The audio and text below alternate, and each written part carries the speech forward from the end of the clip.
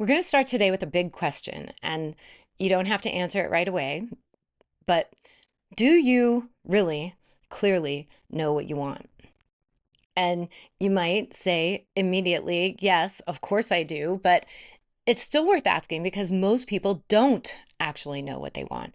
They might know what they don't want or what they think they should want or what they were taught to want, but none of those things set a clear target for what you're making in your life.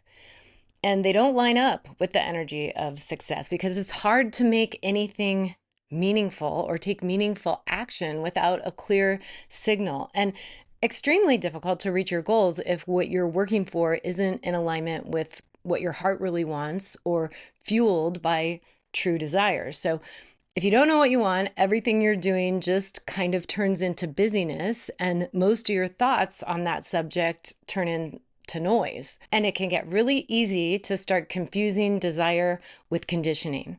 Wanting approval does not equal knowing what you want. Wanting relief does not equal knowing what you want. Wanting stability doesn't equal knowing what you want. All of those wants are reactive. But true desire is creative, and getting really clear about what you really want isn't selfish. It's not impulsive. It's not about manifesting or forcing outcomes. It's about listening to the part of you that already knows everything about you and always tells the truth. And even if that voice is quiet right now, it is in there.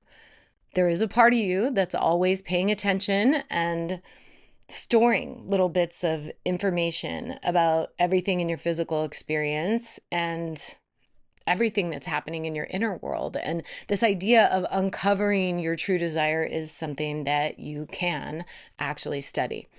This is about knowing what you want. And if you don't know exactly what that is right now, you can focus on how you want to feel. You can just start naming some of the feelings that you're looking for. And if that feels too challenging at first, at the very least, you probably do know what you don't want and how you don't want to feel. And it's okay to start there. This is how you light the fire for making a meaningful change. You stay focused on the underlying energy of this good thing, whatever it turns out to be, even if nothing has happened yet. And even if you don't know how to make it happen, you start affirming that something good already exists and you're just looking for ways to direct that energy and make it grow.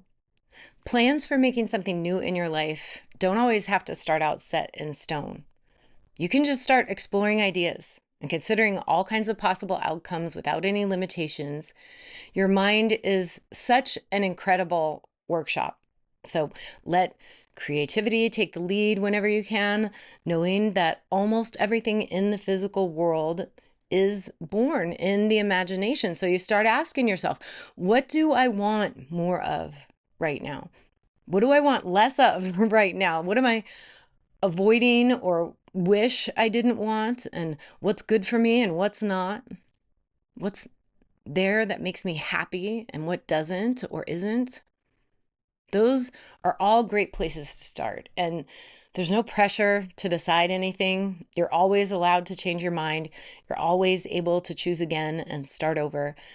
This is information gathering. It's not a commitment.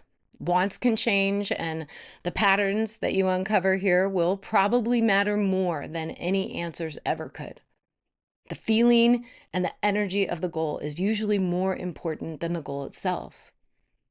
And there's nothing that you can't have or be or do once you learn to identify and match that energy, because it lines up with who you are and it aligns with your morals and your values and everything that's good for you and everyone around you. And it can be growing there in the background, no matter what anybody around you is doing or where you are. It's entirely independent of external reality at this point. And all of this is important because you've got to believe in yourself. If you really want to make a change that lasts, you got to believe. So once you start sending out a clear signal, everything starts falling into place because you grow and succeed in direct alignment with what you believe. And that doesn't mean that there won't be any discomfort throughout the process. It doesn't mean that You won't have strong feelings, or that your feelings might not be 100% positive all the time. And next time, we're going to talk about how to study some of those feelings and why they're so important and why they aren't problems to solve. Your feelings are actually there to offer information and provide the fuel for getting what you want and going where you really want to go.